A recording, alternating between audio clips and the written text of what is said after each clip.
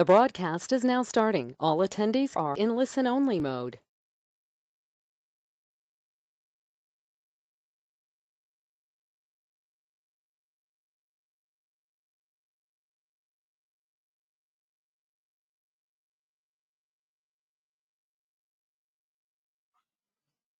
அனைவருக்கும் வணக்கம். இந்த ஸ்கிரீன்ஸ் இப்ப நல்லா தெரியுதுன்னு பாருங்க. எல்லாத்துக்கும் வாய்ஸ் நல்லா கிளியரா இருக்கா?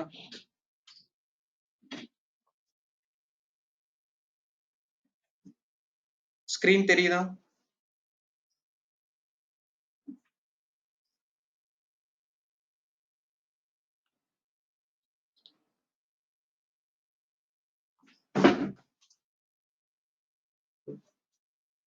இப்ப ஸ்கிரீன் தெரியுதா?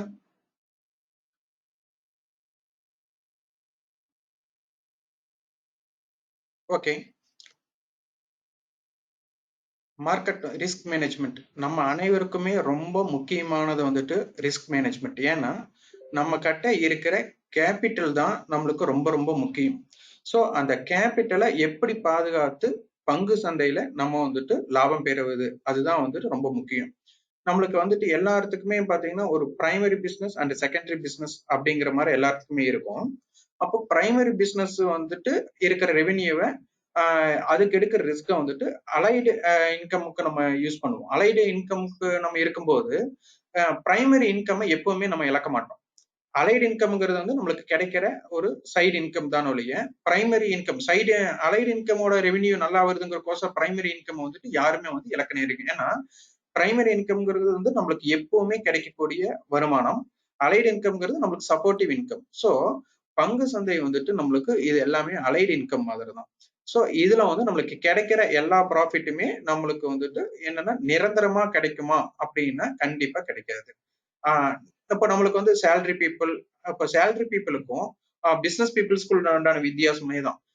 சேலரி பீப்புளுக்கு வந்துட்டு அவங்களோட செக்யூரிட்டி வந்துட்டு அவங்களோட சேலரி தான். மந்த்லி அவங்களுக்கு வந்து ஒரு கரெக்டான அமௌண்ட் வந்துட்டு நம்மளுக்கு வந்துட்டு அவங்களுக்கு ரிட்டர்ன்ஸ் வந்துடும். ஏன்னா சேலரிங்கிற பேசிஸ்ல.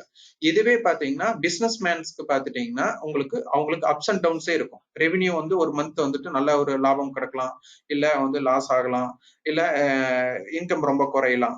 ஸோ இது போல வந்துட்டு அப்ஸ் அண்ட் டவுன்ஸ் வந்துட்டு பிசினஸ்ல இருக்கும். அதே போலதான் பங்கு சந்தையும் ஒரு பிசினஸ் மாதிரி தான். நம்மளுக்கு வந்துட்டு இன்கம் வந்துட்டு செக்யூர்டா இதுதான் பிக்சடா கிடைக்குமா அப்படிங்கன்னா கண்டிப்பா கிடைக்காது. அப்போ நம்மளுக்கு வந்துட்டு அந்த இதுக்கு உண்டான ரிஸ்க் தான் நம்ம எடுக்கணும். ஸோ நம்மளுக்கு வந்து பங்கு சந்தையில வந்துட்டு ரிஸ்க் வந்துட்டு நம்ம வந்துட்டு குறைவா தான் எடுக்கணும் ஒழிய ரிட்டர்ன்ஸ் வேணா அதிகமா எதிர்பார்க்கலாம்.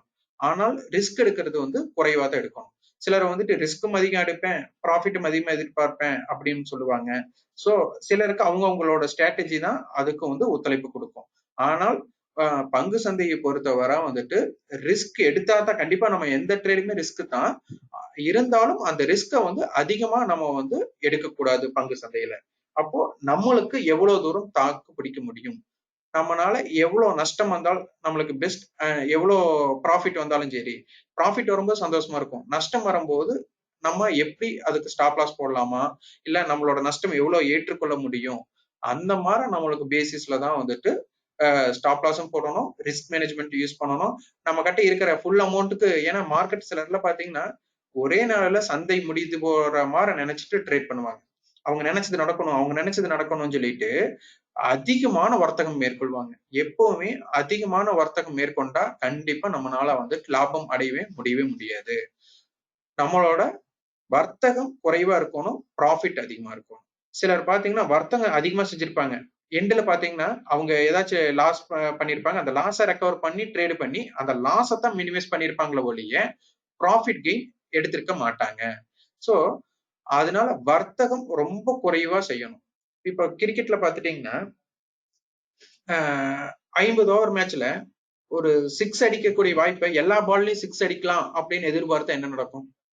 கண்டிப்பா முடியவே முடியாது. அப்போ சில சந்தர்ப்பத்துல அதற்கு உண்டான வாய்ப்பு கிடைக்கும் போது மட்டும்தான் அதுக்கு உண்டான பேட்ஸ்மேன் வந்து தயாராகணும். அப்போ எதிராளி பவுலர் தானே பேட்ஸ்மேனுக்கு வந்துட்டு எதிராளி. அப்போ பவுலர்ஸ் நம்மளை விட ஸ்ட்ராங்கா இல்ல வீக்கா? அப்போ பேட்ஸ்மேன் என்ன பண்ணுவாங்கன்னா ஸ்ட்ராங்கான பவுலர்ஸ் வரும்போது அவங்க கிட்ட ரிஸ்க் எடுக்க மாட்டாங்க. அவங்களுக்கு உண்டான பவுலர்ஸ் வரும்போது அந்த சான்ஸை யூஸ் பண்ணிக்கலாம் அப்படின்னு எதிர்பார்ப்பாங்க. அந்த சான்ஸை தான் அவங்க சான்ஸ் பண்ணுவாங்க. அதுலயும் சப்போஸ் அவுட் ஆகிறதுக்கும் வாய்ப்பு இருக்கலாம். ஆனால் வாய்ப்பு வந்து அவருக்கு யூஸ் பண்ணிக்கிறதுக்கு நல்ல பவுலர்னால அதை ட்ரை பண்ணி நம்ம லாஸ் ஆகிருக்கும், விக்கெட் லூஸ் ஆகிருக்கும். வீக்கான பவுலர் வரும்போது அதை சான்ஸ் பண்ணும்போது நம்மளுக்கு ஈஸியா வந்து கன்வெர்ட் பண்ணிடலாம் சிக்ஸ் அடிக்கிறதுக்கு அப்படின்னு அவங்க யோசிப்பாங்க. சோ அதான ஸ்ட்ராட்டஜியா இருக்கும். அது போல நம்ம வர்த்தகத்திலையும் நம்மளுக்கு வந்துட்டு தினந்தோறும் வாய்ப்பை எதிர்பார்க்க கூடாது. எப்ப நம்மளுக்கு வாய்ப்பு கிடைக்கும் என்று நம்ம வெயிட் பண்ணணும். அப்போ அந்த வர்த்தகத்தின் வாய்ப்பு எப்ப மார்க்கெட்ல மூவ்மெண்ட் இருக்கும்? மூவ்மெண்ட் இருந்தா தானே நம்ம இப்ப சில டைம் பார்த்துட்டீங்கன்னா உங்களுக்கு ஒரு ஓட்டப்பந்தய வீரர் இல்ல ஓட்டப்பந்தயம் அப்படின்னு பாத்தீங்கன்னா உங்களுக்குள்ளயும் ஒவ்வொருத்தருக்குள்ள ஓட்டப்பந்தயத்துக்குண்டான என்ன சொல்றது கேப்பபிலிட்டி இருக்கும். ஆனா அதை யூஸ் பண்ணுவோமா மாட்டோம். இப்ப சாதாரணமா உங்களை ஓட சொன்னோம்னா ஒரு ஒரு உங்களால வந்து என்ன ஸ்பீடுல ஓட முடியுமோ அந்த ஸ்பீட்ல மட்டும்தான் நீங்க ஓடி காமிப்பீங்க. இதுவே உங்களை வந்துட்டு ஏதாச்சும் ஒரு எதிரியோ இல்லைன்னா வந்துட்டு விலங்கோ உங்களை வந்துட்டு துரத்துது அப்படின்னா நீங்க என்ன பண்ணுவீங்கன்னா அதை விட வேகமா உங்களோட ப்ரெஷரை யூஸ் பண்ணுவீங்க. அதை விட வேகமா உங்களோட எபிலிட்டியை கொடுப்பீங்க. அது போலதான் இங்க மார்க்கெட்ல என்ன பண்ணுவீங்கன்னா நீங்க ப்ராஃபிட் ஜோன்ல இருக்கிறவரை சேஃப் ஜோன்ல இருக்கிறவரை ஸ்மால் ரிஸ்க் எடுத்துட்டே இருப்பீங்க.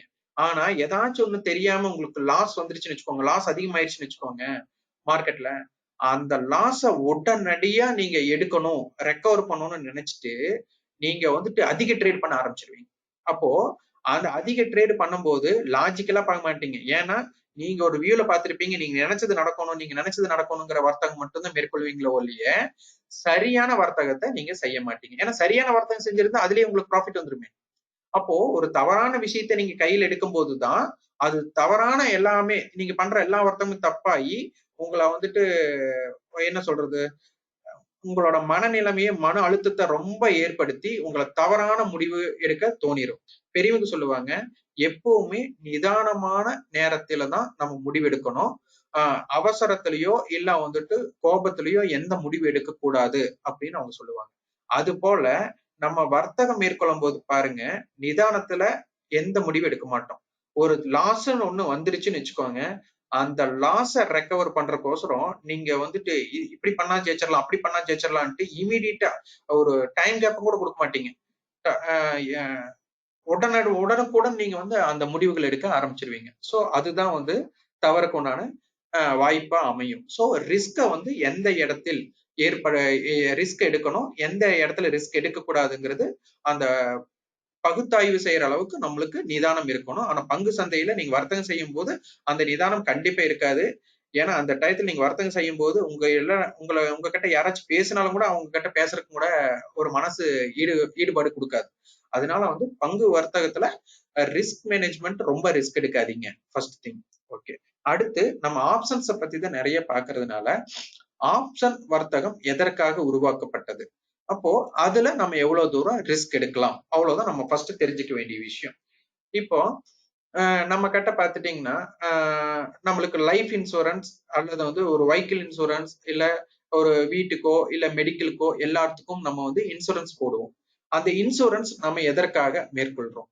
அப்போ நம்மளோட ரிஸ்க வந்துட்டு அது ஒரு பாதுகாப்புக்கோசரம் தான் கொடுக்குறோம். இப்ப பைக் போறோம், பைக் ஏதாச்சும் ஆக்சிடென்ட் ஆயிடுச்சுன்னா அந்த டயத்துல அந்த வண்டியோட இன்கம் அந்த நம்ம கொடுத்த இன்வெஸ்ட்மெண்ட் வந்து பாதுகாப்புனா ஃபுல் பாதுகாப்பு இருக்காது. பட் நம்மளுக்கு வந்துட்டு அதனால ஏற்படக்கூடிய நஷ்டத்தை தவிர்க்கிறோம். அது போலதான் பங்கு வர்த்தகத்துல கேஷ் மார்க்கெட் அப்படிங்கிற ஒரே ஒரு வர்த்தகம் தான் நிஜ வர்த்தகம். ஏன்னா அதுதான் ரியல் ஓனர்ஷிப். இப்ப கேஷ் மார்க்கெட்ல நீங்க ஒரு பங்குகளை வாங்குறீங்கன்னா அதுதான் வந்துட்டு உங்களுக்கு உண்டான அந்த நிறுவனத்தினால உங்களுக்கு கிடைக்கக்கூடிய உரிமைகள். நீங்க வந்துட்டு கேஷ் மார்க்கெட்ல ரொக்க சந்தையில நீங்க வாங்குற ஒவ்வொரு பங்குகளும் உங்க கிட்ட இருக்கிற அமௌண்ட் உங்க கிட்ட என்ன முதலீடு செய்ய இருக்கோ அந்த முதலீட்டுக்கு அடக்கத்துக்கு நீங்க கம்பெனி கொடுக்குற லிமிட்டை பத்தி நான் பேசவே இல்லை, உங்க கிட்ட இருக்கிற முதலீட்டுக்கு நான் பேசுறேன். நீங்களே முடிவு அந்த பங்குகளை நீங்களே வாங்கிக்கலாம். உங்களோட முடிவுகள் எத்தனை நாள் வேணாலும் நீங்க வச்சுக்கலாம். அது அந்த கம்பெனியில எடுக்கிற முடிவுகள்ல நீங்க பங்கேற்கலாம். அவங்க கொடுக்கிற பங்கு ஆதாயம் அதாவது டிவிடெண்ட் நிறுவனத்தோட லாப நஷ்டத்துல உங்களுக்கு எல்லாமே உங்களுக்கு கிடைக்கும். அதுதான் கேஷ் மார்க்கெட். ஆனா கேஷ் மார்க்கெட்ல நான் வந்து இப்போ ஒரு லட்சம் ஷேர் நான் கையில வச்சுட்டேன், வாங்கிட்டேன். ஆனா நான் இப்ப எனக்கு லாபம் இருக்கு, இந்த கேஷ் மார்க்கெட்ல வாங்குனதுக்கு என்கிட்ட எனக்கு லாபம் இருக்கு அப்படின்னு சொல்லிட்டு கேஷ் மார்க்கெட்ல நீங்கள் விற்பனை செய்து அதோட லாபத்தை நீங்க எடுக்க முற்பட்டால் உங்களுக்கு லாபம் கிடைக்கும். ஆனால் அந்த நிறுவனத்துக்கு உண்டான அந்த நிறுவனத்து மேல உண்டான உரிமையை நீங்க இழக்க நேரிடும். அப்ப அந்த உரிமையை இழந்தாச்சுன்னா அப்ப நீங்க ஏதாச்சும் சொல்ல முடியுமா, அது டிவிடெண்ட் அது மாதிரி ஏதாச்சும் வாங்க முடியுமா? சோ அதனால பெரிய இன்வெஸ்டர்ஸ், மியூச்சுவல் ஃபண்ட்ஸ், எஃப்ஐஎஸ் இவங்க எல்லாமே பார்த்துட்டீங்கன்னா பல்கா ஒவ்வொரு நிறுவனத்துக்கு மேலேயும் ஒரு இண்டெக்ஸ் மேலேயும் வந்து பர்ச்சேஸ் பண்ணியிருப்பாங்க. அதை பர்ச்சேஸ் பண்ணும்போது அவங்களுக்கு லாபம் வந்தால் பிரச்சனை கிடையாது, எதிர்பாராமல் நஷ்டம் வந்தால் என்ன செய்வது அப்படிங்கறக்கோசரம் ஒரு ஹெட்ஜிங் பர்பஸ்க்கோசரம் உருவாக்கியதுதான் ஃபியூச்சர் மார்க்கெட். அப்போ கேஷ்ல அவங்க வாங்கிட்டு ஃபியூச்சர்ஸ்ல அவங்க செல் பண்ணும்போது எக்காரணத்தை கொண்டு அப்ஸ் அண்ட் டவுன் அதுலதான் இருக்கும். கேஷ்ல பாத்தீங்கன்னா அவங்க உரிமையை இழக்க மாட்டாங்க, ஏன்னா அந்த கம்பெனியோட இருக்கிற நிறுவனத்துக்கு மேல இருக்கிற உரிமையை அவங்க இழக்க நேரிடாதல்ல. அதற்கோசரம் தான் ஃபியூச்சர் வர்த்தகம் கொண்டு வந்தது. அப்ப ஃபியூச்சர் வர்த்தகத்துல நீங்க ஷார்ட்டும் பண்ண முடியும், பையும் எடுக்க முடியும். அப்ப நீங்க கேஷ் மார்க்கெட்ல நீங்க வாங்கி வச்சிருக்கீங்க, இப்போ ஃபியூச்சர்ஸ் எல்லாம் நீங்க விக்கிறீங்க. சப்போஸ் கேஷோட வேல்யூ டிக்ரீஸ் ஆகும்போது பாத்துட்டீங்கன்னா ஃபியூச்சர்ஸ்லயும் டிக்ரீஸ் ஆகும். அப்போ அதோட நஷ்டத்தை, இப்ப கேஷ் மார்க்கெட்ல இறங்குற நஷ்டத்தை ஃபியூச்சர்ஸ்ல செல் பண்ணி ஷார்ட் மேற்கொண்டு நீங்க வந்து தவிர்த்துடுவீங்க. அதே போலதான் ஃபியூச்சர் வர்த்தகம் பண்றவங்களுக்கு ரிஸ்க் குறைக்கிறதுக்கோசரம் கொண்டு வந்ததுதான் ஆப்ஷன் வர்த்தகம்.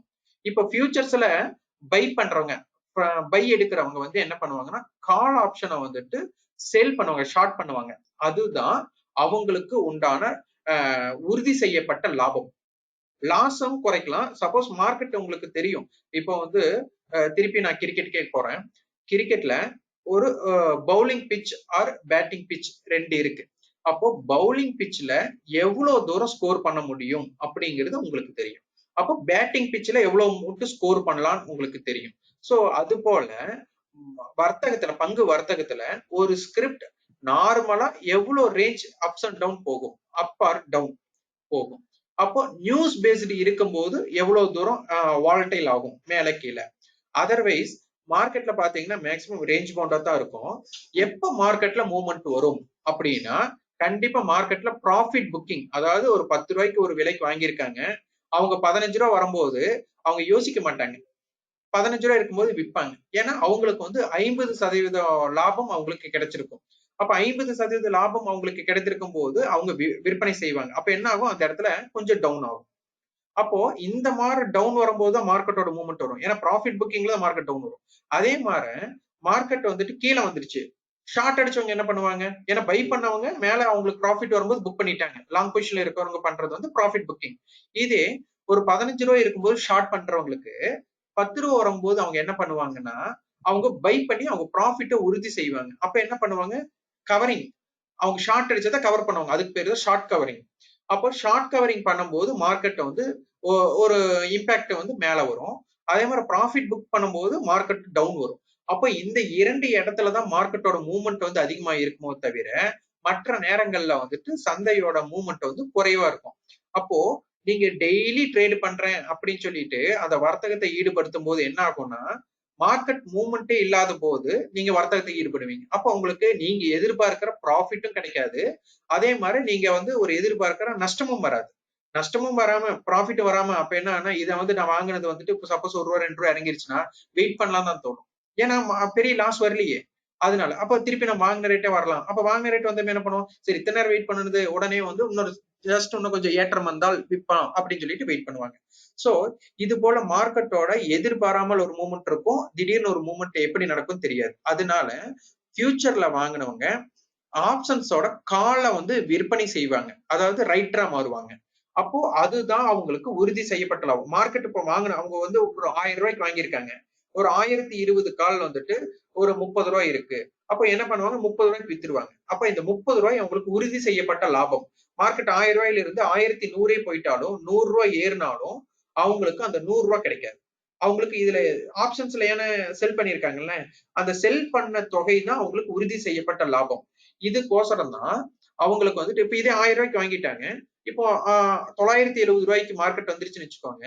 இதே இவங்க 30 ரூபாய்க்கு செல் பண்ணாங்கல்ல, அப்ப அது டிக்ரீஸ் ஆகும்ல, அது வந்து இவங்களுக்கு வந்து லாஸ வந்து வராம தடுத்துரும். அப்ப 970 மட்டும் அவங்களுக்கு லாஸ் இல்ல. 970க்கு கீழே போனா தான் அவங்களுக்கு லாஸ் கிரியேட் ஆக ஆரம்பிக்கும். சோ அந்த லாஸ் தவிர்க்கிறதுக்கும், ஏன்னா மார்க்கெட்டோட மூவ்மெண்ட் என்ன இருக்கும், பிக் மூவ்மெண்ட்ங்கிறது எப்பவுமே இருக்காது. நீங்க மார்க்கெட்டோட range monthly range and weekly range எடுத்து பாருங்க. ஒரு 1% ஆர் 2% வீக்லி ரேஞ்ச் இருக்கும். ஒரு நல்ல ஒரு மூவ்மெண்ட்னாலும் ஒரு 5% தான் வந்துட்டு மார்க்கெட்டோட மூவ்மெண்ட் வந்து இருக்கிறதுக்கு வாய்ப்பு. அப்போ அந்த 5% தாண்டுமா அப்படின்னா, தாண்டி ரேலி ஆகுமானா கண்டிப்பா எப்பாச்சும் நடக்கும். அது நடக்காதுன்னு சொல்லல. அப்ப இவங்க என்ன பண்ணுவாங்கன்னா, பை பண்ணவங்க எல்லாம் இந்த 5%க்குள்ள இருக்கிறத வந்து ஹெட்ஜ் பண்ணிக்கலாம். ஆப்ஷன்ஸை வந்துட்டு விற்பனை செய்து நம்மளோட ரிஸ்கை வந்து குறைச்சிக்கலாம் அப்படின்னு சொல்லிட்டு, ஏன்னா ஆப்ஷன்ஸ் என்ன ஆகும், உங்களுக்கு அந்த கான்ட்ராக்ட் க்ளோசிங் அன்னைக்கு அது நடக்கலைன்னு 0 ஆயிடும்.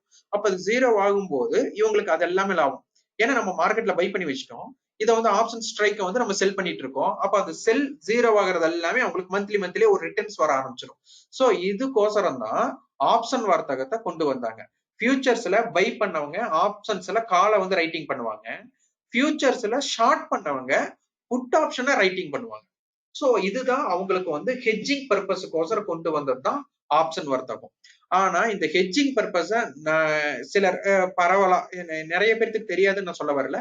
பரவலா பாத்துட்டீங்கன்னா கரண்ட் கான்ட்ராக்ட இப்போ இருக்கிற கரண்ட் கான்ட்ராக்ட் பாத்தீங்கன்னா ஆகஸ்ட் கான்ட்ராக்ட பை பண்ணிட்டு செப்டம்பர் கான்ட்ராக்டை விற்பனை செய்வது தான் ஹெட்ஜிங் அப்படின்னு சொல்லிட்டு நினைச்சுக்கிறாங்க. பட் அது கிடையாது. அது வந்து ஆர்பிட்ரேஜோட இது. ஆனா நிறைய பரவலா யூஸ் பண்றவங்க என்ன பண்ணுவாங்கன்னா, கரண்ட் கான்ட்ராக்ட் வாங்கிடுவாங்க. சப்போஸ் டிக்ரீஸ் ஆயிட்டே இருக்கும், உடனே என்ன பண்ணிடுவாங்கன்னா, சரி இந்த நஷ்டத்தை உடனே தவிர்க்கிறதுக்கு உடனே நஷ்டத்தை புக் பண்ண வேண்டாம், அடுத்த கான்ட்ராக்டை வித்தரலாம் அப்படின்னு சொல்லிட்டு விற்பனை செய்வாங்க. ஆனா என்ன ஆகும், அதுக்கு வந்து கரண்ட் கான்ட்ராக்ட் விற்கிறது பெஸ்ட் அப்படிங்கிறது வந்து அவங்களுக்கு தெரியாது. மார்க்கெட் ஏதோ ஒரு இடத்துல நல்ல மூவ்மெண்ட் ஆனதுக்கு அப்புறம் எதை எந்த இடத்துல கட் பண்ணணும்னு தெரியாது. அந்த ரிஸ்க்ல அவங்க மாட்டிக்குவாங்க. சோ நம்ம ரிஸ்க் வந்துட்டு எடுக்கவே கூடாது. ரிஸ்க் வந்து எடுக்கணும். அந்த ரிஸ்க் நம்மளுக்கு குறைவா இருக்கணும். அந்த ரிஸ்க்னால நம்ம வந்து பாதிப்படையக்கூடாது. அந்த மாதிரி இருக்கிறத ரிஸ்க் எடுக்கணுங்கிறக்கோசரம் தான் ஆப்ஷன் வர்த்தகத்தை நம்மளுக்கு இது பண்ணுது. ரெண்டாவது ஆப்ஷன் ரைட்டர். ஆப்ஷன் ரைட்டர்ங்கிறது வந்துட்டு ஆப்ஷன் இப்ப நம்ம வந்துட்டு நார்மலா பை பண்ணி செல் பண்றதுதான் நம்மளுக்கு வந்து நார்மல் வர்த்தகம். ஆனா பங்கு சந்தையில் நம்ம என்ன பண்றோம், இப்ப நம்ம ஏதாச்சும் ஒரு பொருளை நம்ம வந்துட்டு ஆல்ரெடி வித்துட்டு போய் பையரை தேடுவோமா, தேட மாட்டோம். நார்மலா வந்துட்டு ஒரு பொருளை வாங்கியதற்கு அப்புறம் தான் விற்பனை செய்வாங்க. ஆனா பங்கு சந்தையில மட்டும் நம்மளுக்கு என்ன வாய்ப்பு இருக்கு, ஒரு பொருளை வாங்கியதற்கு அப்புறம் விற்றும் லாபம் சம்பாதிக்கலாம். அதாவது குறைந்த விலை இருக்கும்போது ஒரு பொருளை வாங்கி, ஒரு பங்கை வாங்கி அந்த பொருள் அதிகரிக்கும் போது, அந்த பங்கு அதிகரிக்கும் போது கொண்டு போய் விற்கலாம். சரி, அப்ப குறைந்த பொருள் குறைந்த விலை இருக்கும்போது பங்குகளை வாங்கி அதிக விலை வரும்போது விற்கிறது வந்துட்டு ஒரு நடைமுறை. அது வந்து லாங் பொசிஷன் சொல்லுவோம். அதே பங்குகள் அதிக விலை இருக்கும்போது விற்பனை செய்துட்டு அந்த அந்த பங்குகளின் விலை குறைந்ததுக்கு அப்புறம் வாங்குறது வந்துட்டு அதுவும் ஒரு நடைமுறை. அதுவும் அப்படியே நம்ம லாபம் சம்பாதிக்கலாம். இதுக்கு பேரு வந்து ஷார்ட் பொசிஷன் சொல்லுவாங்க. அப்போ ஆப்ஷன்ஸ்ல நம்மளுக்கு வந்துட்டு எந்த ஸ்ட்ரைக், எந்த கால் ஆப்ஷன் வேணாலும் நீங்க ரைட் ஆஃப் பண்ணலாம், இல்ல புட் ஆப்ஷன் வேணாலும் ரைட் ஆஃப் பண்ணலாம். சோ ரைட் ஆஃப்ங்கிறது அதாவது வாங்காம விற்கிறது. ஏன்னா ஆப்ஷன்ஸ்ங்கிறது வந்துட்டு நீங்க பிரீமியம் தானே, நீங்க எதிர்பார்த்தது நடந்தால் பிரீமியம் இருக்கும், நீங்க எதிர்பார்த்தது நடக்கவில்லை அப்படின்னா அது வந்து 0 ஆயிடும். சோ ஆப்ஷன்ஸ் 0 ஆகிறதா வாய்ப்பு அதிகம் அப்படிங்கிறதுனால இது நடக்கவே வாய்ப்பு கம்மி அப்படிங்கிற இடத்துல அதை வந்து செல் பண்ணுவாங்க. சோ அந்த பங்குகளை வாங்காம, அந்த ஆப்ஷன் பிரீமியத்தை வாங்காம முதல் விற்பனை செய்துட்டு அதனுடைய விலை குறைவும் போது அதை வாங்கிக் கொள்வார்கள். அதற்கு பேர் தான் வந்து ஆப்ஷன் ரைட்டர்ஸ். இதை வந்து நீங்க கால் ஆப்ஷனையும் செய்யலாம், புட் ஆப்ஷனையும் செய்யலாம். இப்ப கால் ஆப்ஷனுங்கிறது நீங்க வச்சிருக்கிற பங்குகளோட விலை ஏற்றம் அடையும் அப்படின்னு பெட் பண்றதுக்கு பேர் தான் கால் ஆப்ஷனுங்கிறது. நம்ம முதலே தெரியும், இது தெரியாதவர்களுக்கோசரம் நான் இது திருப்பி ரிப்பீட் பண்றேன். கால் ஆப்ஷனுங்கிறத வந்துட்டு மேலே செல்லும் அப்படிங்கிறதுக்கு மேல, அப்போ அதுக்கு வந்து ஒரு எல்லை கொடுக்குறோம். இப்ப கிரிக்கெட்ல பாத்துட்டீங்கன்னா ஸ்ட்ரைக் பிரைஸ் அப்படின்னு நம்மளுக்கு ஒண்ணு இருக்கு. அப்ப அந்த ஸ்ட்ரைக் பிரைஸ்னா என்ன அப்படின்னு தெரிஞ்சுக்கணும். இது புதியவர்களுக்கோசரம் சொல்றேன், ஆல்ரெடி தெரிஞ்சவங்களுக்கு இது தெரிஞ்சிருக்கலாம். இப்போ வந்துட்டு கிரிக்கெட்ல 100 ரன்னுக்கு மேல அடிப்பாங்க, 200 ரன்னுக்கு மேல அடிப்பாங்க, 300 ரன்னுக்கு மேல அடிப்பாங்க அப்படின்னு நம்ம பெட் பண்ணுவோம்ல. அது போலதான் இப்போ நம்மளுக்கு வந்துட்டு ஒரு பங்கின் விலை 1000 இருக்குன்னா 1020க்கு மேல இது செல்லும், 1040க்கு மேல செல்லும், 1060க்கு மேல செல்லும் அப்படின்னு சொல்றதுக்கு பேரு தான் ஸ்ட்ரைக் பிரைஸ்.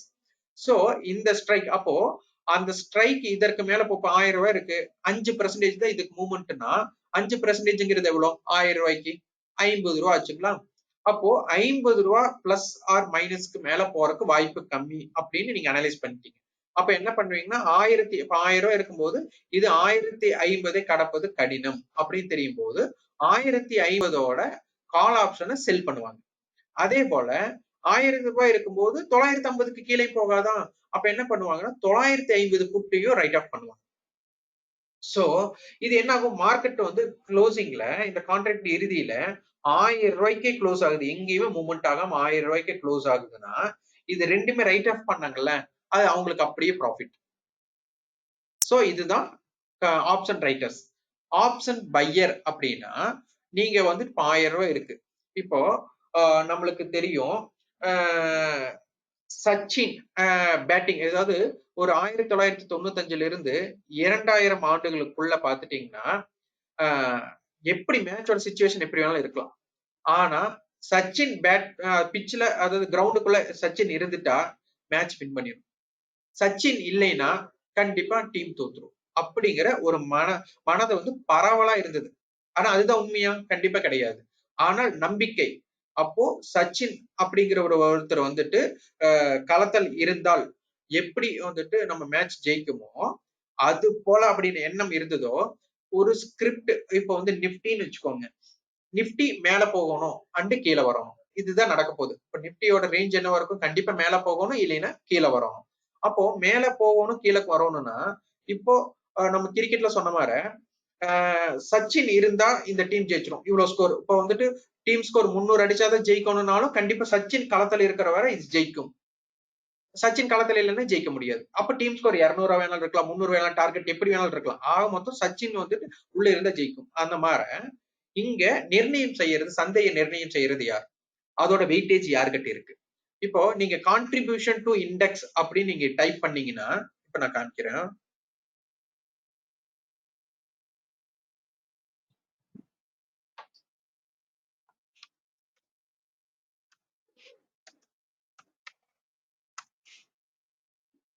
நீங்க கான்ட்ரிபியூஷன் டு இண்டெக்ஸ் அடிங்க.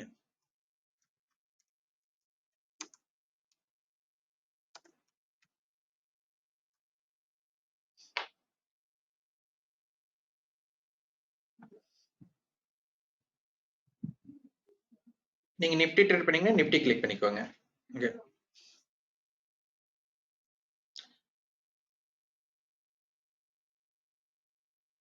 இப்ப பாத்துட்டீங்கன்னா சந்தையை மேல் நோக்கி கொண்டு போறதுக்கு இப்ப வந்து டீம் ஸ்கோர் வந்து நல்லா வேணும்னா அப்ப அந்த டயத்துல யாரு? சச்சின், விராட் கோலி, தோனி இவங்க எல்லாம் இருக்கும்போது என்ன ஆகும்?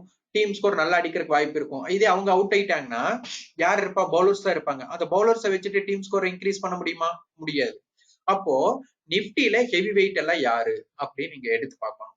அதுல ரொம்ப ஹெவி வெயிட்டுக்கெல்லாம் முக்கிய காரணமா இருக்கிறது பாத்துட்டீங்கன்னா ரிலையன்ஸ் இருக்கும், ஹெச்டிஎஃப்சி பேங்க் இருக்கும், ஹெச்டிஎஃப்சி இருக்கும், state bank, ICC bank, Infosys, TCS இவங்கெல்லாம் பாத்துட்டீங்கன்னா வெயிட்டேஜ் உள்ள நிறுவனங்கள். இப்ப பாருங்க இன்னைக்கு ஹெச்டிஎஃப்சி பேங்க் பாத்துட்டீங்கன்னா 21 ரூபா தான் ஏறி இருக்கு. ஆனா நிப்டியோட கான்ட்ரிபியூஷன்ல 265 புள்ளிகள் அவங்க வந்து ஏற்றத்துக்கு காரணம். நிப்டியோட ஏற்றத்துக்கு அந்த பெர்சன்டேஜ் சொல்றேன். ஹெச்டிஎஃப்சி பாத்தீங்கன்னா 30 ரூபா ஏறி இருக்கு. அப்போ நிப்டியோட கான்ட்ரிபியூஷன் இவங்க கொடுத்துருக்காங்க. அடுத்து ரிலையன்ஸ் பாத்துட்டீங்கன்னா 6 ரூபா தான் ஏறி இருக்கு. கிட்டத்தட்ட பாத்தீங்கன்னா 63 புள்ளிகள் வந்துட்டு நிப்டி ஏற்றத்துக்கு இவங்க காரணம்.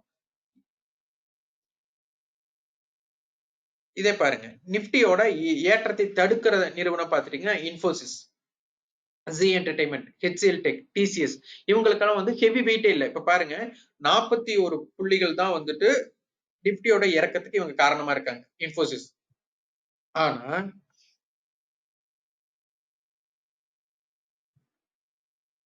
நிப்டியோட ஏற்றத்தோட ஜாஸ்தியா இருக்கிறது கான்ட்ரிபியூஷன், அங்க நிப்டி இறக்கறதுக்கு உண்டான கான்ட்ரிபியூஷன் உங்களுக்கு வந்துட்டு 40 புள்ளிகள் தான் இருக்கு. ஆனா நிப்டியை உயர்த்துற கான்ட்ரிபியூஷன் பாருங்க 200. அப்ப இது ஹெவி வெயிட் இருக்கும்போது உடனடியா சந்தையை கீழே விட மாட்டாங்க அப்படிங்கிறது. அப்ப இவங்க எல்லாம் இருக்கும்போது சந்தை வந்து மேல் நோக்கி போறதுக்கு வாய்ப்பு இருக்கும். இப்ப நீங்க சந்தை மேல் நோக்கி தான் போறதுக்கு வாய்ப்பு இருக்குன்னா ஸ்டார் பிளேயர்ஸ் இருக்கணும். இப்போ 300 ரன்னோ 400 ரன்னோ கிரிக்கெட்ல ரீச் பண்ணோம்னா உங்களுக்கு சச்சினோ இல்ல முதல் சொல்றேன் நான் ஒரு ஸ்டார் பிளேயர்ஸ் எல்லாம் இருந்தாங்கன்னா கண்டிப்பா ரீச் பண்ண முடியும். இதே ஸ்டார் பிளேயர்ஸ் இல்லாம ஒரு பவுலர்ஸ் வந்து பேட்ஸ்மேனா வந்ததுக்கு அப்புறம் பவுலர்ஸும் கண்டிப்பா பேட்டிங் பண்ண முடியும். ஆனால் அது அவ்வளவு தூரம் இம்பாக்டா இப்ப ஒரு 150 ரன்னுக்கு 9 விக்கெட் போயிடுச்சுன்னா 300 ரன் ஸ்கோர் பண்ண முடியுமா? முடியாது. இதே 150 ரன்னுக்கு விக்கெட்டே லாஸ் இல்லைன்னா 300 ரன்னுங்கிறது ஈஸியா ரீச் பண்ணலாம். சோ இந்த சைக்காலஜி தான். அப்போ சந்தை வந்துட்டு ரீச் பண்றதுக்கு அந்த ரேஞ்ச கொண்டு போறதுக்குனான இங்க பலம் இருக்கா இல்லையா அப்படின்னு தெரிஞ்சு நம்ம ட்ரேட் பண்ணணும். அதற்கு தான் ஆப்ஷன்ஸ் பையர் எடுக்கும்போது இவங்க இதை ரீச் பண்றதுக்கு வாய்ப்பு இருக்கா? இப்போ சச்சின் பிளே பண்ணா எப்படி டீம் ஸ்கோர் உயர்த்தணும், அப்ப வந்து இந்த ஸ்கிரிப்ட் வந்துட்டு இவ்வளவு தூரம் உயர்த்துறதுக்கு வாய்ப்பு இருக்குன்னா அப்போ நீங்க அதை பை பண்ணலாம். அப்ப அந்த ஆப்ஷன்ஸை நீங்க என்ன பண்ணுவீங்க? இப்போ 1000 ரூபாய் இருக்கும்போது 1050 கால நீங்க பை பண்ணுவீங்க. ஏன்னா ரொம்ப கம்மியா ரேட்டு கம்மியா இருக்கும் அப்படின்னு சொல்லிட்டு. அப்ப பக்கம் 1010 கால் 1020 கால் 1030 கால் எல்லாம் ரொம்ப கம்மியா இருக்கும். அதாவது பிரீமியம் ஜாஸ்தியா இருக்கும், அவுட் த மணி வந்துட்டு பிரீமியம் கம்மியா இருக்கும். திடீர்னு 1000ல இருந்து 1050 போச்சுன்னு வச்சுக்கோங்க, உடனே என்ன ஆகும்? எல்லாமே மல்டிபிள் ஆகி 1000ல இருந்து 1050ங்கிறது 5%. 5% ஏற்றம் இன்றைக்கு ஒரு தினம் ஒரே நாள கிடைச்சிருச்சுன்னா நீங்க உடனே நீங்க என்ன இம்பாக்ட் பண்ணுவீங்கன்னா அவுட் த மணி 1100 1600 ஈஸியா ரீச் பண்ணிட்டு பிட் பண்ண ஆரம்பிச்சிருவீங்க. சோ அதனாலதான் அவுட் த மணி ஒரு பாருங்க மார்க்கெட் ஒரே நாள்ல எப்பெல்லாம் 5% மூவ்மெண்ட் ஆயிருக்கோ அவுட் த மணில எவ்வளவு தூரம் ஆப்ஷன்ஸ் வந்து இன்க்ரீஸ் ஆயிருக்குன்னு பாருங்க. அப்பதான் ஆப்ஷன்ஸ் எப்ப நம்ம ப்ராஃபிட் கிடைக்கும் எப்ப ப்ராஃபிட் கிடைக்காதுன்னு நம்மளுக்கு தெரியும். சோ அந்த ரிஸ்க் தெரியாம இப்போ கிரிக்கெட்ல ஒரு 500 ரன் 600 ரன் 700 ரன் அடிக்கலாம்னு சொல்லிட்டு நான் எல்லா மேட்சும் பெட் பண்ணா எனக்கு என்ன ஆகும்? நான் போடுற பணமெல்லாம் ஜீரோ ஆயிடும். அது போல முதல் வாய்ப்பு இருக்கா? வாய்ப்பே இல்லாத இடத்துல போய் நம்ம எப்படி பண்ண முடியும்? இப்போ ஒரு எக்ஸாம்பிளுக்கு இந்தியா ஒரு பாகிஸ்தான் மேட்ச் மோதுன்னு வச்சுக்கோங்க. ஒரு டீம் ஸ்கோர் வந்துட்டு ஏவரேஜா இரண்டு புறமுமே ஒரு 300 ரன் ரீச் பண்றதுக்குண்டான வாய்ப்புகள் இருக்கலாம் 50 ஓவர் மேட்ச்ல. இப்போ இந்தியா கென்யா மேட்ச் மோதுது. அப்ப இந்தியா எவ்வளவு ஸ்கோர் பண்றதுக்கு வாய்ப்பு இருக்கும்னு நான் கேட்கறேன். இப்ப யாராச்சும் இது பார்த்துட்டு இருக்கிறவங்க சொல்லுங்க. இந்தியா கென்யா மேட்ச் மோதுதுன்னு வச்சுக்கோங்க. ஏன்னா இந்தியாவோட பலத்தை விட பலம் குறைவான நிறுவன ஒரு நாட்டோட மோதுது. இப்ப இந்தியா கென்யா மேட்ச் மோதுதுன்னா ஃபர்ஸ்ட் பேட்டிங் இந்தியாவா இருந்தா எவ்வளவு ஸ்கோர் பண்ணும்? உங்களோட எக்ஸ்பெக்டேஷன் நீங்க பதிவு பண்ணுங்க.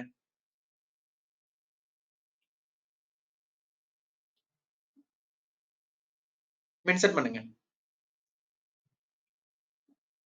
400 ரன். ஓகே, வேற யாராச்சும்?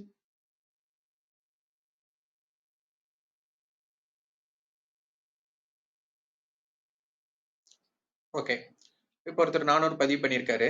நல்லா நினைச்சுக்கோங்க. இந்தியா ஃபர்ஸ்ட் பேட்டிங் எடுத்தா தான் 400 ரன் ரீச் பண்ண முடியும். இப்ப நீங்க வந்துட்டு ஓகே இந்தியா கென்யா மேட்ச் போதா இந்தியா கண்டிப்பா 400 ரன் அடிச்சிடும் நீங்க பெட் பண்ணிட்டீங்க. ஒருத்தர் 280 to 340 கொடுத்துருக்காங்க, கரெக்ட் சொல்லலாம். இப்போ இது எல்லாமே மேட்ச் ஃபர்ஸ்ட் பேட்டிங் இந்தியா எடுத்தா தான் வாய்ப்பு, கரெக்டா? சப்போஸ் கென்யா ஃபர்ஸ்ட் பேட்டிங்னா எவ்வளவு ஸ்கோர் பண்றதுக்கு வாய்ப்பு?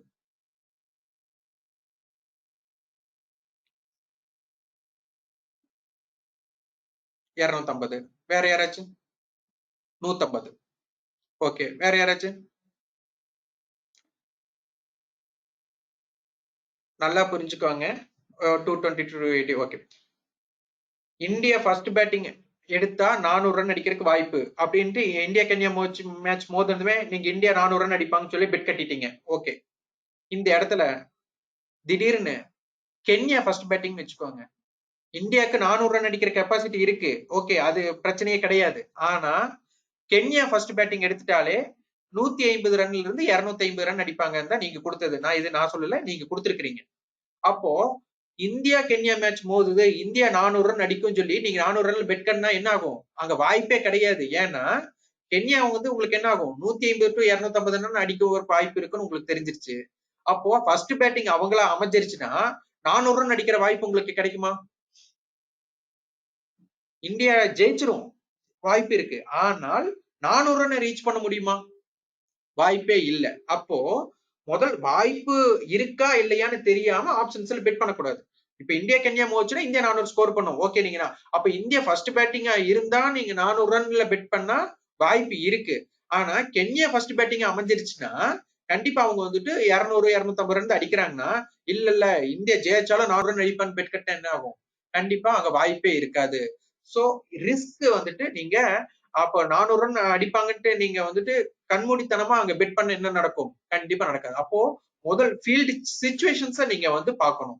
சோ ஆப்ஷன்ஸ் பையரா இருக்கிறவங்க நீங்க பை பண்ண போறீங்க அப்படின்னா கண்டிப்பா வாய்ப்பு அங்க இருக்கா, அந்த வாய்ப்பு இல்ல. இப்ப சப்போஸ் ரிலையன்ஸ் இருக்கு, அவன் வந்துட்டு ரொம்ப கீழே மைனஸ்ல போயிட்டு இருக்கு.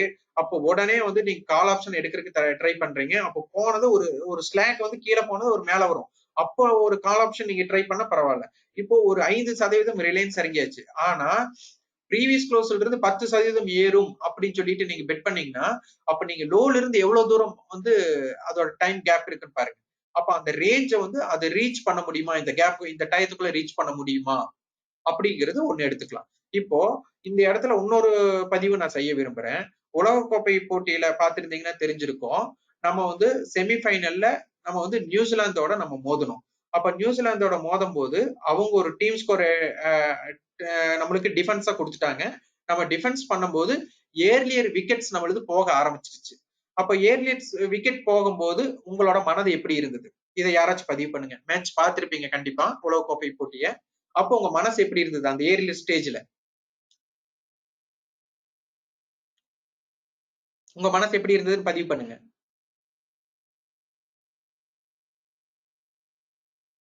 அப்போ உங்களுக்கு இந்தியாவோட வெற்றி அடையும் ஒரு வாய்ப்பு உங்களுக்கு எப்படி இருந்தது? மேட்ச் பார்த்திருந்தீங்கன்னா அதோட இது பண்ணுங்க. பார்க்கலைன்னா நோனாச்சு. டஃப் மேட்ச் சொன்னீங்க. ஓகே. வேற யாராச்சும்?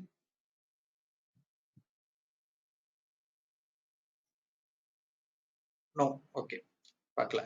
அப்போ அந்த டயத்துல ஏர்லியர் விக்கெட்ஸ் போனதுமே நம்மளுக்கு நம்ம வெற்றி பெறுவோம் அப்படிங்கிற நம்பிக்கையை இழக்க நேரிட்டுருச்சு. ஓகே. அந்த டயத்துல ஜடேஜாவும் தோனியும் ஒரு பார்ட்னர்ஷிப் வச்சு மேட்ச வந்து பில்டப் பண்ணாங்க. அந்த டயத்துல எப்படி இருந்தது உங்க ஹோப்? உங்களுக்கு அந்த டயத்துல நீங்க மேட்ச் பார்த்துட்டு இருக்கும்போது அப்ப அந்த டயத்துல உங்களுக்கு ஹோப் எப்படி இருந்ததுன்னு யாராச்சும் பதிவு பண்ணுங்க.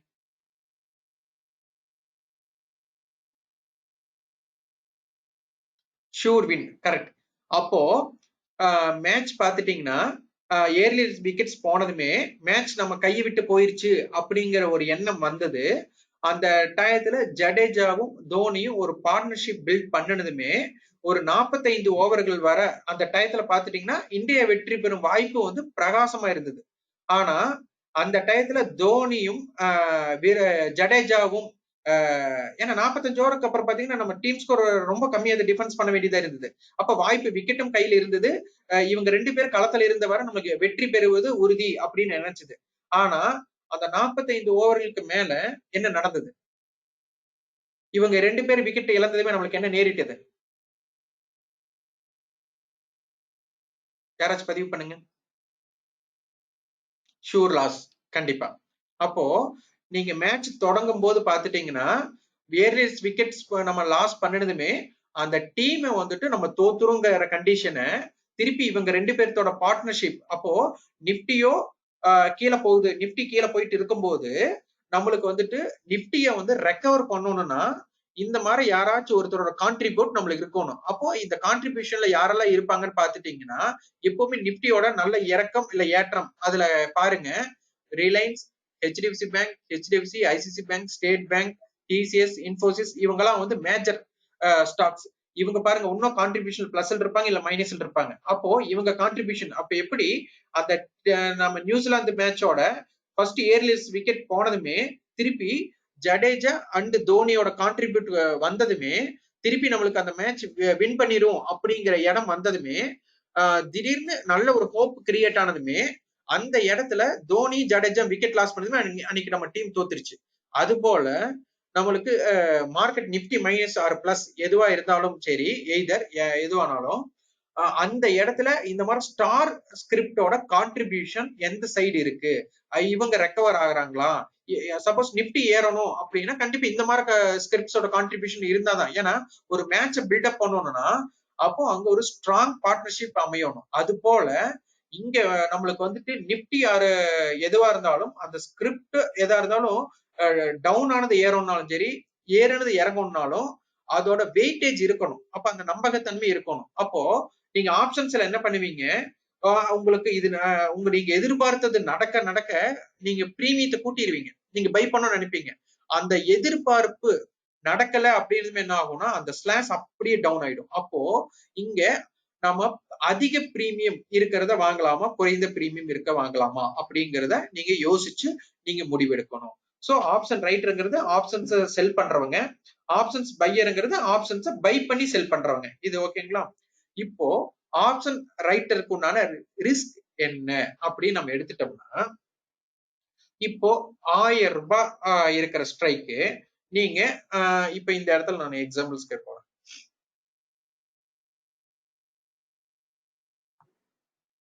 இது பேங்க் நிப்டியோட, இதை நம்ம கொஞ்சம் ஜூம் பண்ற அப்பதான் உங்களுக்கு தெரியுது.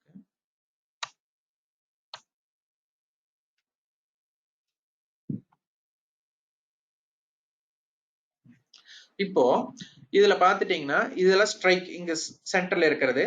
லெஃப்ட் சைடு இருக்கிறதெல்லாம் கால் ஆப்ஷன்ஸோட ஸ்ட்ரைக், ரைட் சைடு இருக்கிறதெல்லாம் வந்துட்டு புட் ஆப்ஷன்ஸோட ஸ்ட்ரைக் அப்படிங்கிறது தெரியும் உங்களுக்கு. ஆப்ஷன் செயின்ஸ் நிறைய பேர் பார்த்திருப்பீங்க. ஆனால் புதியவர்கள் யாராச்சும் இருந்தா அவங்க தெரிஞ்சுக்கிறதுக்கோசரம் தான் நான் இதை போட்டிருக்கேன். அப்போ 22, அப்போ 23,000 கால் பாருங்க 53 ரூபாய் இருக்கு. அதுக்கப்புறம் பாருங்க 22,969. சோ 22,500 மார்க்கெட் பாத்துட்டீங்கன்னா உங்களுக்கு 35 ரூபாய் ஏறி இருக்கு. 181 ரூபாய் இருக்கு அந்த ஸ்ட்ரைக்கு. 23,000 கால் பாத்தீங்கன்னா 53 ரூபாய் தான் இருக்கு. இப்போ இந்த இடத்துல 23,000 நிறைய தாண்டது கடினம் அப்படின்னு உங்களுக்கு தெரியுதுன்னா இந்த 53 ரூபாய்க்கு செல் பண்ணிடுவாங்க. அப்போ 23,000மே பேங்க் நிப்டி ரீச் பண்ணல அப்படின்னா இந்த 53 ரூபாய் என்ன ஆகும்னா ஜீரோ ஆயிடும். இது புரிஞ்சுதா? கான்ட்ராக்ட் க்ளோசிங் அப்ப நான் சொல்றேன். இது வந்து வீக்லி கான்ட்ராக்ட் நான் எடுத்திருக்கேன். அப்போ 53 ரூபாய்ங்கிறது ஜீரோ ஆயிரும். ஆப்ஷன் ரைட்டருக்கு பாத்துட்டீங்கன்னா இந்த 53 ரூபா தான் அவருக்கு ப்ராஃபிட். பட் அன்எக்ஸ்பெக்டடா இந்த கான்ட்ராக்ட் க்ளோசிங் அப்போ 23,000 இருந்து மார்க்கெட் வந்து 23,500க்கு வந்து க்ளோஸ் ஆயிடுது. நோட் பண்ணிக்கோங்க, 23,000 கால நம்ம 53 ரூபாய்க்கு செல் அடிக்கிறோம். அப்ப நம்மளோட ப்ராஃபிட் எவ்வளவு? 53 ரூபாய். ஆனா அன்எக்ஸ்பெக்டடா 23,500க்கு போய் மார்க்கெட் க்ளோஸ் ஆகுது. அப்போ 23,500 கால் என்ன ரேட் இருக்கிறதுக்கு வாய்ப்பு இருக்கு? யாராச்சும் பகிருங்க ஆன்சரை. தப்போ ரைட்டோ மென்ஷன் பண்ணுங்க. 23,500க்கு க்ளோஸ் ஆகுது கான்ட்ராக்ட் க்ளோசிங் அன்னைக்கு. அப்போ 23,000 கால் என்ன ரேட் இருக்கும்? 85 இருக்கும்னு ஒருத்தர் சொல்லியிருக்காரு. ஓகே, வேற நல்லா புரிஞ்சுக்கோங்க. மார்க்கெட் 23,500க்கு க்ளோஸ் ஆகுது கான்ட்ராக்ட் க்ளோசிங் அன்னைக்கு. அப்போ 23,000 கால் என்ன விலை இருக்கும் அப்படின்னு நான் கேட்டிருக்கேன். இன்னொருத்தர் 150 கரெக்டா சொல்லியிருக்கீங்க.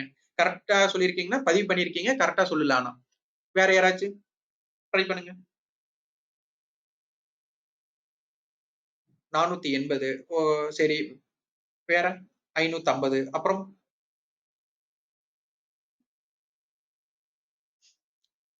250, 80, 0.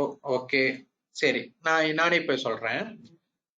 23,000 கால் பாத்துட்டீங்கன்னா 23,500க்கு மார்க்கெட் க்ளோஸ் ஆகும்போது 23,000க்கு மேல எவ்வளவு க்ளோஸ் ஆகுது? எவ்வளவு பாயிண்ட் மேல க்ளோஸ் ஆகுது? 500. சோ அதன் விலை 500 தான் இருக்கும். அப்போ நீங்க 53 ரூபாய்க்கு செல் அடிச்சிருந்தீங்கன்னா உங்களுக்கு லாஸ் எவ்வளவு வரும்? நீங்களே சொல்லுங்க. 450 ரேஞ்ச். அப்போ நினைச்சு பாருங்க.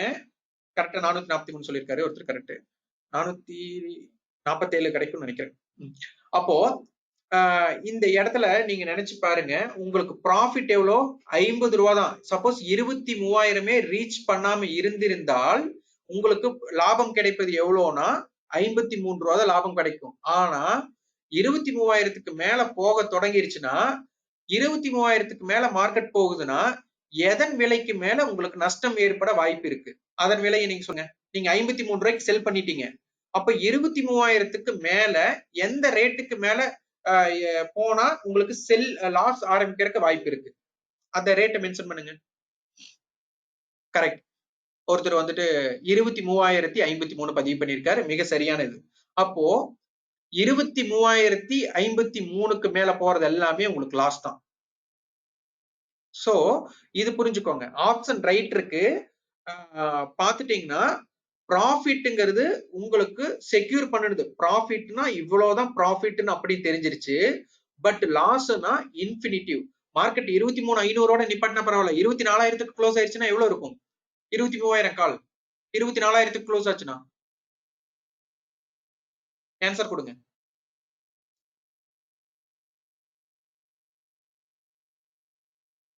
23,000 கால் 24,000க்கு க்ளோஸ் ஆச்சுனால் கான்ட்ராக்ட் க்ளோசிங் அப்போ என்ன விலை இருக்கும்? 23,000 கால்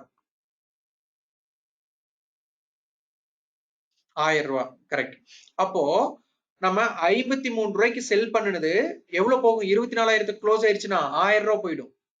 அப்போ இங்க வந்துட்டு நம்மளுக்கு கிடைக்கிற ப்ராஃபிட் ரொம்ப கம்மி. லாஸா இருந்தா எவ்வளவு லாஸ் நீங்க எதிர்பாருங்க. இது வந்து இவ்வளவு லாஸ் நான் சொல்ல வரல. மார்க்கெட் எந்த இடத்துல நம்மளுக்கு க்ளோஸ் ஆகுதுன்னு தெரியாது கான்ட்ராக்ட் க்ளோசிங் அன்னைக்கு. அவ்வளவு தூரம் நம்மளுக்கு லாஸ் ஆக ஆரம்பிச்சிடும். ஓகே. அப்போ நம்மளுக்கு வந்துட்டு ப்ராஃபிட்ங்கிறது நம்மளுக்கு உறுதி செய்யப்பட்ட ப்ராஃபிட். லாஸ்ங்கிறது வந்து கணக்கில் அடங்க, அதாவது கணக்குல சொல்லவே முடியாது, இன்ஃபினிட்டிவ் சொல்லுவாங்க. நம்ம கணக்கில் அடங்காத லாஸ் ஏற்பட வாய்ப்பு இருக்கு. அப்போ இதுவே ஆப்ஷன் ரைட்டருக்கு பதிலா ஆப்ஷன் பையரா மாறினீங்கன்னா இந்த 53 ரூபாய்க்கு நீங்க பை பண்ணிருக்கீங்களா? அப்போ மார்க்கெட் 23 இப்ப உங்களுக்கு லாபம் கான்ட்ராக்ட் க்ளோசிங் அன்னைக்கு லாபம் எதற்கு மேல போனா ப்ராஃபிட் வர வாய்ப்பு இருக்கு? நீங்க 53 ரூபாய்க்கு பை பண்ணிருக்கீங்க. அப்போ உங்களுக்கு லாபம் மார்க்கெட் பேங்க் நிப்டி எதற்கு மேல போனா உங்களுக்கு லாபம் வர வாய்ப்பு இருக்கு? நீங்க 53 ரூபாய்க்கு பை பண்ணிருக்கீங்க. அப்ப மார்க்கெட் கான்ட்ராக்ட் க்ளோசிங் அன்னைக்கு என்ன ரேட் இருந்தா இந்த 53 ரூபாய் இருக்கும்னு நான் கேக்குறேன். 23,053 சரியான விடை. அப்போ 23,053க்கு மேல போறதெல்லாம் தான் உங்களுக்கு லாபம். ஆனா இந்த கான்ட்ராக்ட் க்ளோசிங் டே இன்னும் ஒரு வீக் இருக்கிறதுனால அதனோட ஏன்ஸ்லேஷன்ல அப்ஸ் அண்ட் டவுன்ஸ் வேணா இருக்கும். ஆனால் மிக சரியான பாத்துட்டீங்கன்னா 23,053க்கு மேல போறதுதான் உங்களுக்கு உண்மையான லாபம். அது வர இப்ப நினைச்சு பாருங்க, மார்க்கெட் எங்க இருக்குன்னு கேட்டா 22,300ல இருக்கு. அப்போ 22,300 இருக்கிறதுனால 23,000 கால் அப்படிங்கிறது அவுட் த மணி. அப்போ அவுட் த மணிங்கிறது ஏற்கனவே அந்த அமௌண்ட் ரீச் பண்ணியாச்சா இல்லையா, இனிதான் ரீச் பண்ணணுமா அப்படின்னு கேட்டா இனிதான் ரீச் பண்ணணும். அப்போ இனிதான் ரீச் பண்ணணும் அப்படிங்கிறது எல்லாமே out the money. So out the மணியில போய் 0 மதிப்புள்ள பொருளை தான் நீங்க 53 ரூபாய்க்கு வாங்குறீங்க அப்படிங்கிறத நீங்க கணக்குல எடுத்துக்கணும். இது புரிஞ்சுதா? 0 மதிப்புள்ள பொருள் 23,000 காலுங்கிறது வந்துட்டு ஆக்சுவலா 0 மதிப்புள்ள பொருள் தான் 53 ரூபாய்க்கு இப்போ போயிட்டு இருக்கு. இது புரியுதா? இதுல ஏதாச்சும் டவுட்ஸ் இருக்கா?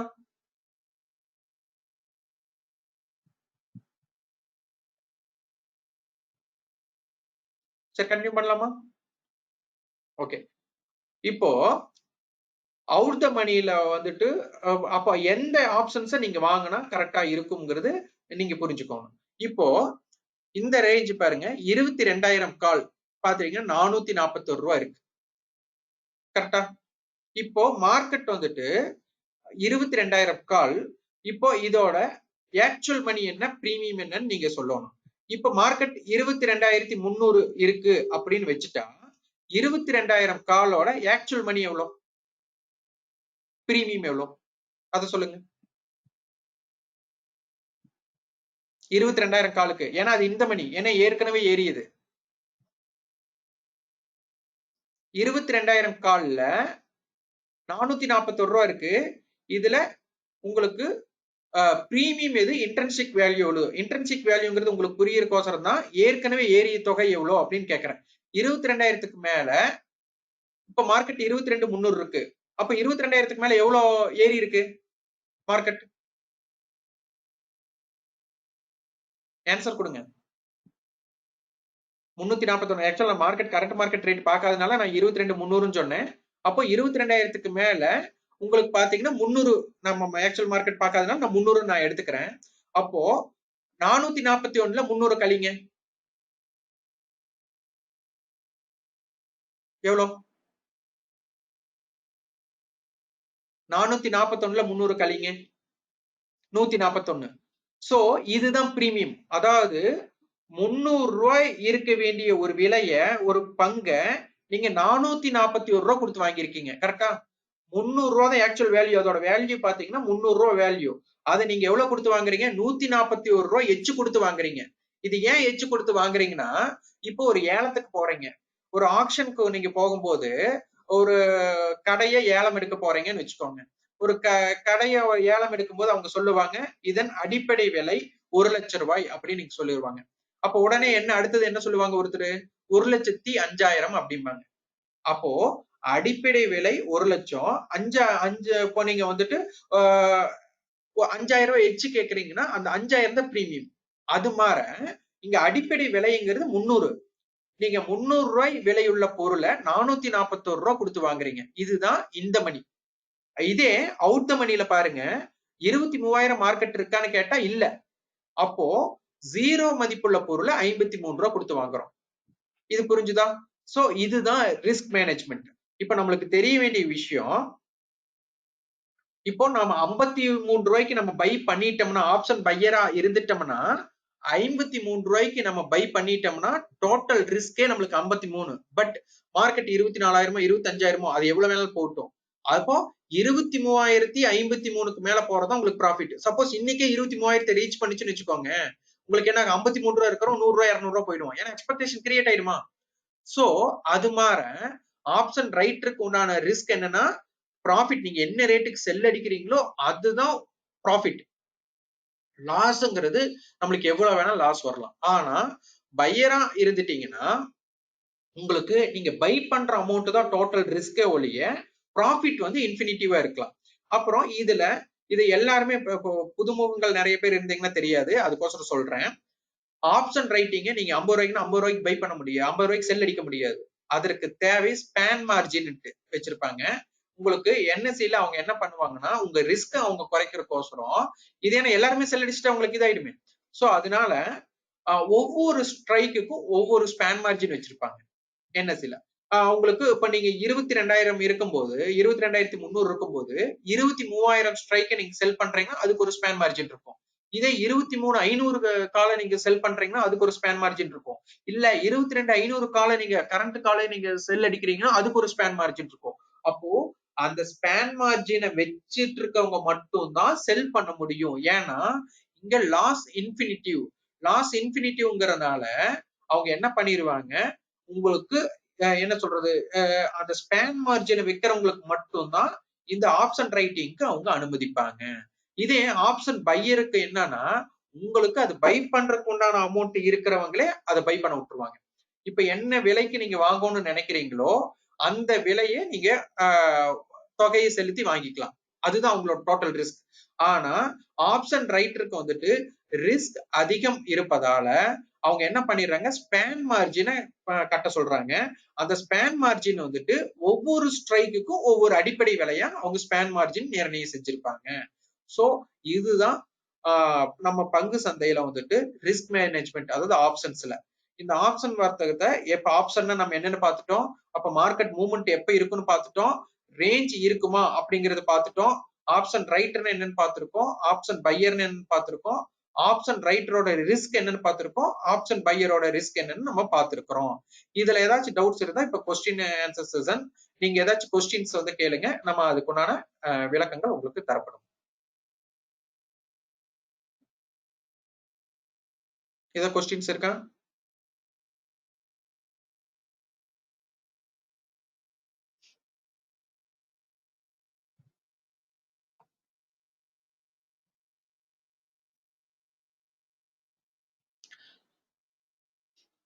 ஓகே, நம்மளுக்கு வந்து நம்ம யூடியூப் சேனல் ஒன்று நடத்திட்டு இருக்கிறோம். அந்த யூடியூப் சேனல் பேரை நான் மென்ஷன் பண்றேன், எல்லாரும் சப்ஸ்கிரைப் பண்ணுங்க. நான் மென்ஷன் பண்றேன்.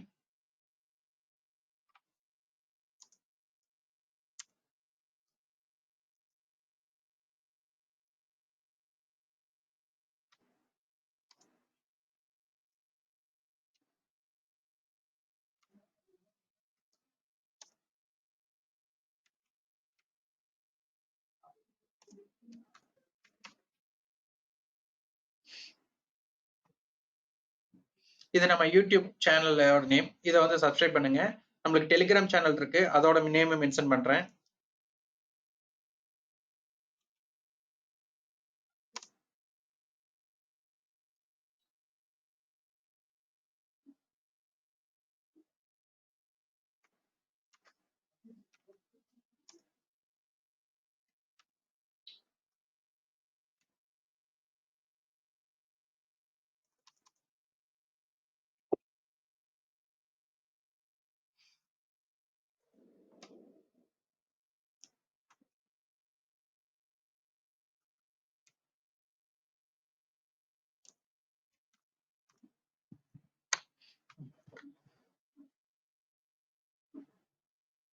மெசேஜ் வரலையா நான் இது கொடுத்தது?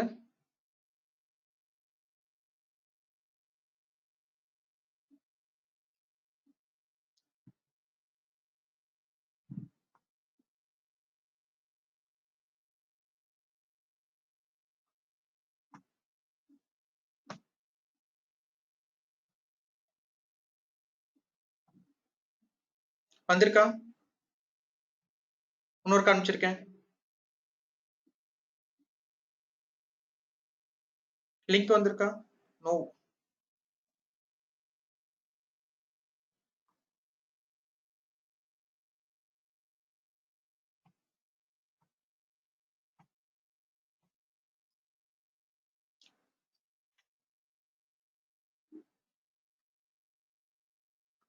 இன்னொரு அனுப்புறேன்.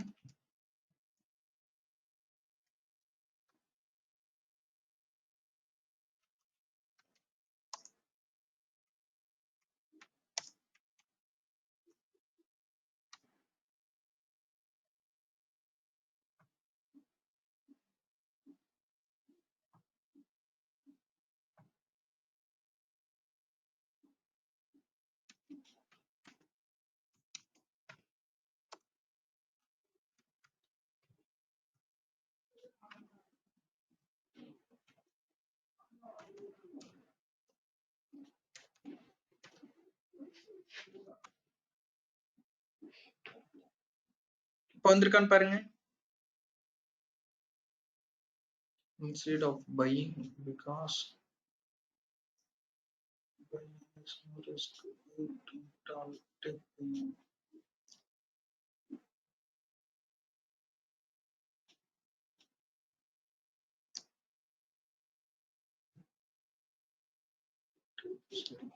what is the selling strategy instead of buying because buying is no risk? இப்போ என்ன இதுனா மார்க்கெட்டோட ரேஞ்ச் வந்து குறைவா இருக்கு அப்படின்னா ஆப்ஷன்ஸ்ல பை பண்றது வந்துட்டு விரும்ப மாட்டாங்க. ஏன்னா இப்போ வந்துட்டு இப்போ நம்மளுக்கு வந்துட்டு ஒரு பவுலிங் பிச் அப்படின்னு வச்சுக்கோங்க. பவுலிங் பிச்ல ஆவரேஜா பாத்துட்டீங்கன்னா ஒரு 200 டு 250 அடிக்கிறதுக்கு வாய்ப்பு இருக்காது. அதற்கு மேல பேட்ஸ்மேனோட திறமையில எவ்வளவு வேணாலும் அடிக்கலாம். அது வந்து எவ்வளவுன்னு தெரியாது. பட் அப்போ இது ரேஞ்ச் இதுதான் தெரிஞ்சிருச்சு. அப்ப இந்த பவுலர் இருக்குன்னு தெரியும். இப்போ ஒரு பிராங்கா சொல்ல போனா 2011 வேர்ல்டு கப்ல பாத்துட்டீங்கன்னா நம்ம ஸ்ரீலங்காவோட நம்ம மோதும் போது 50 ஓவர் மேட்ச்ல மல்லிங்கா ஓவரை மட்டும் நம்ம தவிர்த்துட்டா ஜெயிச்சிடலாம் அப்படிங்கிறது டோட்டல் இந்தியாவோட ஸ்ட்ராட்டஜியாவே இருக்குது. எல்லாருமே பரவலா பேசப்பட்ட ஒண்ணு. சோ அப்ப அந்த இடத்துல என்ன ஆகுது, அவங்க ஓவரை நம்ம தடுத்துட்டு என்ன ஆகும், நம்மளுக்கு 40 ஓவர் மேட்ச் மாதிரிதான் வச்சு இது பண்ணணும். அது மாதிரிதான் இங்க வந்துட்டு நம்மளுக்கு இந்த ஸ்கிரிப்ட் 1000 ரூபாய் இருக்கு, அப்ப 1050க்கு மேலையும் போகாது, 950க்கு கீழேயும் போகாது அப்படின்னு தெரியறவங்க என்ன பண்ணுவாங்க, ஆப்ஷனை வந்துட்டு ரைட் ஆஃப் பண்ண ஆரம்பிச்சிருவாங்க. இதுவே இல்ல மார்க்கெட்டோட மூவ்மெண்ட் வந்து ரேஞ்ச் அதிகமாகுது அப்படின்னா அப்ப எக்ஸ்பெக்டேஷன் கிரியேட் ஆகும். சோ அவுட் த மணில வந்து இது பண்ணுவாங்க. எப்பவுமே நம்மளுக்கு பாத்துட்டீங்கன்னா இந்த மணி அவுட் த மணியா மாறுறக்கு. இப்ப பாத்தீங்கன்னா மார்க்கெட் 22,300 இருக்கா, இதே 22,000 கிட்ட கீழே வந்துட்டு திருப்பி 22,300 நோக்கி வரும்போது பண்ணினீங்கன்னா உங்களுக்கு ப்ராஃபிட் வரும். இது எப்படி நம்ம சொல்றதுன்னா, ஒரு 2000 டு 2005 ஆண்டுகள்ல ஒரு லேண்ட, நம்மளுக்கு ஒரு நிலத்தை நீங்க வந்துட்டு ஒரு 1,00,000 ரூபாய்க்கு நீங்க கொடுத்து வாங்கியிருக்கீங்கன்னு வச்சுக்கோங்க ஒரு எக்ஸாம்பிளுக்கு. இன்றைய மதிப்பு கிட்டத்தட்ட 50 லட்சம், 1 கோடி, அது எவ்வளவு வேணாலும் இருக்கலாம். சரி, ஒரு 10 லட்சம்னு நான் சொல்லிக்கிறேன். 1 லட்சத்தில் இருக்கிறது 10 லட்சமா இருக்கலாம். அப்ப எத்தனை டைம்ஸ் இன்க்ரீஸ் ஆயிருக்குன்னு பார்த்தா 10 டைம்ஸ் தான் இன்க்ரீஸ் ஆயிருக்கும். ஆனா இங்க நான் 10 லேக்ஸ்க்கு வாங்கிட்டு நான் 10 டைம்ஸ்னா எனக்கு 1 crore ஆகுமா? அப்போ அதோட சந்தர்ப்பம் என்ன ஆகுது, அப்போ அந்த டைம்ஸோட வேல்யூ வந்து இங்க வராது. ஆனா வந்து ப்ராஃபிட் கிடைக்கும். ஆனா அந்த ப்ராஃபிட் கிடைக்குமா? இப்ப நான் 2000த்துல நான் 1 லட்சம் ரூபாய்க்கு வாங்கின இடம் இப்ப வந்து எனக்கு 10 லட்சம் ரூபாய்க்கு போகுதுன்னா, இப்ப 10 லட்சம்னா 10 டைம்ஸ் ஆயிருச்சு. அப்ப நான் இங்க 10 லட்சத்துக்கு வாங்கினா ஒரு 10 வருஷத்துல எனக்கு 1 கோடி ரூபாய் போகுமா? போகாது. அப்ப இனிமேல் என்ன ஆகும், அதோட ரிட்டர்ன்ஸ் வந்து குறைவா தான் கிடைக்கும், ஆனா ப்ராஃபிட் கிடைக்கும். அது போலதான் மார்க்கெட் ஒரு மூவ்மெண்ட் வந்துருச்சுன்னா இன்னும் போகுமா அப்படின்னா அப்ப அதுக்கு ஏதாச்சும் இருக்கணும், இம்பாக்ட் இருக்கணும். அந்த இம்பாக்ட் இல்லைங்க போது நம்ம வந்துட்டு ஆப்ஷன்ஸ்ல வந்துட்டு அவுட் த மணியில பிளே பண்ணலாமா, இந்த மணியில பிளே பண்ணலாமா, இல்ல ரைட்டரா இருந்தா அப்போ வந்துட்டு பிரீமியம் குறைவா இருக்கும் போது பையராகவும், பிரீமியம் அதிகமா இருக்கும் போது தான் ரைட்டிங்க்கு யூஸ் பண்ணணும். நீங்க பிரீமியம் ரொம்ப குறைவா இருக்கும் போது ரைட்டிங்க்கு யூஸ் பண்ணிட்டீங்கன்னா சப்போஸ் இன்ஃபினிட்டிவா போக ஆரம்பிச்சு லாஸ் இன்க்ரீஸ் ஆகிரும். இப்போ ஒரு 10 ரூபாய் இருக்கிறோம் 100 ரூபா ஆகும். 100 ரூபாய் இருக்கிறோம் 1000 ரூபாய் ஆவானா? அப்ப ரைட்டர் வந்துட்டு எப்ப யூஸ் பண்ணுவாங்கன்னா, பிரீமியம் அதிகமா இருக்கும்போது அத செல் பண்ணணும். பிரீமியம் ரொம்ப குறைவா இருக்கும்போது பை பண்றதுக்கு பார்க்கணும். ஏன்னா 10 ரூபாய் இருக்கிற பொருள் ஈஸியா 100 ரூபாய் வரும். 100 ரூபாய் பொருள் எப்பவும் 1000 ரூபாய் ஆகாது. 1000 ரூபாய் இருக்கிற பொருள் 10,000 ஆகாது. அப்போ இதை தெரிந்து இத வந்து பேசிக்கா தெரிஞ்சவங்க இது எல்லாமே சைக்காலஜி தான். இது வந்துட்டு எதுவுமே வந்து ரொம்ப டெக்னிக்கல் எல்லாம் கிடையாது. நீங்க சைக்காலஜி உங்க மனசுல என்ன இருக்கோ அதுதான் வந்துட்டு மார்க்கெட்ல இருக்க போகுது. அப்ப அந்த சைக்காலஜியை யோசிங்க. அப்போ 50 ரூபாய் இருக்கிறவன் 100 ரூபாய் ஈஸி ஆயிடுவான். ஆனா 100 ரூபாய் இருக்கிறவன் 200 ரூபாய் ஆவானா? அது ரொம்ப கடினம். சோ இதுதான். அப்ப ரைட்டிங்க்கு நம்ம எதை யூஸ் பண்ணலாம் அப்படின்னா, பிரீமியம் அதிகமா உள்ள தொகையை வந்துட்டு நம்ம யூஸ் பண்ணணும். பிரீமியம் குறைவா உள்ள தொகையை செல் பண்ணக்கூடாது. ஏன்னா இன்ஃபினிட்டிவ் ஆயிடும். இதே வந்துட்டு பிரீமியம் அதிகமா உள்ள தொகையை நீங்க செல் பண்ணும்போது என்ன உடனே அது மல்டிபிள் ஆகாது. அப்போ நீங்க அந்த மல்டிபிளம் கூட நீங்க ஸ்டாப் லாஸா யூஸ் பண்ணி பண்ணலாம். அப்ப நம்மளுக்கு இங்க ஸ்டாப் லாஸ் தான் ரொம்ப ரொம்ப முக்கியம். லாஸ் ரொம்ப குறைவா இருக்கணும், ப்ராஃபிட் ஹியூஜா இருக்கணும். அப்ப பையருக்கு என்ன ஆகும், இன்வெஸ்ட்மெண்ட் ரொம்ப குறைவு, ப்ராஃபிட் அதிகமா கிடைக்கும். அதே மாதிரி ரைட்டருக்கு வந்துட்டு செல் பண்ணும்போது ப்ராஃபிட் ரொம்ப குறைவு, லாஸ்ங்கிறது வந்துட்டு மிக அதிகமா இருக்கும். இதுதான். இதைய வந்து நீங்க எப்படி பேலன்ஸ் பண்ணி மார்க்கெட்ல ட்ரேட் பண்றீங்களோ அதுதான் உங்களுக்கு சந்தர்ப்பம். அதனால ஆப்ஷன்ஸ்ல உங்களோட முழு முதலீட யூஸ் பண்ணக்கூடாது. நம்ம முந்தைய வீடியோலயே நம்ம காணொலியில சொல்லியிருக்கிறோம். அதனால உங்களுக்கு ஆப்ஷன்ஸ வந்து யூஸ் பண்றவங்க எல்லாருமே, ட்ரேட் பண்றவங்க எல்லாருமே நீங்க நினைச்சது நடக்கும்னு நினைக்காதீங்க. உங்களுக்கு நினைச்சது நடந்தால் ப்ராஃபிட் வரும்னு சொல்லிட்டு உங்களோட முதலீடுகள்ல 5% மேல ஆப்ஷன் வர்த்தகம் செய்யாதீங்க. அப்படி செய்யாம இருக்கும் போது வரதான் உங்களோட முதலீட்டை நீங்க வந்து பாதுகாக்க முடியும். ஏன்னா முதலீடுங்கிறதா வந்துட்டு நம்ம உடம்புக்கு எப்படி வந்துட்டு பிளட் ரொம்ப முக்கியமோ, ஏன்னா பிளட் இருந்தா தான் நம்மளுக்கு இது பண்ண முடியுமோ, உயிர் பிளட் அண்ட் உயிர். அப்போ அந்த நம்மளுக்கு வந்துட்டு நம்ம வர்த்தகத்துக்கு உயிர் நாடி என்ன அப்படின்னு கேட்டா நம்மளோட முதலீடு தான். அப்ப நம்மளோட வர்த்தகம் செய்யறதுக்கு நம்மளுக்கு முக்கியமான தேவை வந்து கேபிட்டல். அந்த கேபிட்டலை பாதுகாத்தா மட்டும்தான் நீண்ட காலத்துக்கு நம்ம பங்கு சந்தையில இருக்க முடியும். ஏனோ தானோன்னு நம்ம ட்ரேட் பண்ணிட்டு வந்தா பரவாயில்ல அப்படின்னு ட்ரேட் பண்ணோம்னா நீண்ட காலத்துக்கு இருக்க முடியாது. ஒரு கிரிக்கெட்ல ஒரு பேட்ஸ்மேன் நான் இறங்கின பாலெல்லாம் நான் சிக்ஸ் அடிப்பேன் அப்படின்னு சொன்னா கண்டிப்பா ஒரு பேட்ஸ்மேன் இருக்க முடியுமா? நீங்க நல்லா நினைச்சு பாருங்க. டிராவிட்டை ஏன் நம்ம இந்தியாவோட வால் அப்படின்னு சொல்றோம். டிராவிட்டை எந்த இடத்துல வேணாலும் நம்பிக்கையா யூஸ் பண்ணலாம். இதே சேவாக் அதிரடி பேட்ஸ்மேன் தான். ஆனா நீண்ட காலம் அவரோட பெயர் நிலையை பெற்றதானா கேட்டா கண்டிப்பா கிடையாது. சோ அதிரடிங்கிறது ரசிக்கும்படி இருக்கும். ஆனால் நிதானம் என்பதே வந்துட்டு எப்பவுமே வந்துட்டு ரொம்ப நாளுக்கு நம்ம கொண்டு போக முடியும். அது போல பங்கு சந்தையில நம்ம ரொம்ப நாள் நம்மளுக்கு நீடித்து இருக்கணும்னா ரிஸ்க் எடுக்கணும். அந்த ரிஸ்க் வந்து ரொம்ப குறைவா இருக்கணும். அதிக ரிஸ்க் எடுத்துட்டு அதிக ரிவார்டு எதிர்பார்க்கிறதை விட குறைந்த ரிஸ்க் எடுத்து அதிக ரிவார்டு எதிர்பார்க்கிறது ரொம்ப சிறந்ததா இருக்கும். சோ அதனால வந்துட்டு ரிஸ்க் அதை கம்மி எடுங்க. அதனால ரைட்டரா புதியவர்கள் பங்கு சந்தைக்கு ரொம்ப புதியவர்கள் ரைட்டிங்கை வந்துட்டு பண்ணாதீங்க. நீங்க பேப்பர் ட்ரேட் பண்ணி உங்களுக்கு சிறந்தது இது சிறப்பா அமையும் அப்படின்னு தெரிஞ்சா நீங்க வந்து வர்த்தகத்துல ஈடுபடுங்க. அதர்வைஸ் வந்துட்டு லாஸ் ஆனாலும் பரவாயில்ல அப்படின்னு சொல்லிட்டு பையிங்லயே இருங்க. ஆப்ஷன்ஸ் பை பண்றது ஏன்னா ரிஸ்க் கம்மி. அப்ப அதனால பாத்துட்டீங்கன்னா உங்களுக்கு பெரிய இழப்பு ஏற்படாது. பெரிய இழப்பு ஏற்படாதும் போது நீங்க பயப்பட மாட்டீங்க. ஆனா தப்பான ஒரு விஷயத்த செஞ்சுட்டீங்கன்னா பரபரப்பாயிருவீங்க. நீங்க பங்கு சந்தையில வியாபாரம் செய்யறதுக்கு முன்னாடி எப்படி இருப்பீங்கன்னு நினைச்சு பாருங்க. பங்கு சந்தையில வியாபாரம் செய்யும்போது ரொம்ப பரபரப்பா இருப்பீங்க. சோ நம்மளுக்கு நிதானம் தான் ரொம்ப முக்கியம். ரிஸ்க் மேனேஜ்மெண்ட்ங்கிறது கட்டாயம் மேற்கொள்ளணும். அந்த ரிஸ்க் எவ்வளவு இருக்குன்னு முதல்ல தெரிஞ்சுக்கணும். என்னென்ன ரிஸ்க் இருக்கிறதுக்கு வாய்ப்பு இருக்குன்னு தெரிஞ்சுட்டாதான் நீங்க ட்ரேட் பண்றதுக்கு வாய்ப்பா இருக்கும். ஓகே, ரொம்ப நன்றி. நம்ம அடுத்த வெபினார்ல சந்திக்கலாம். நன்றி, வணக்கம்.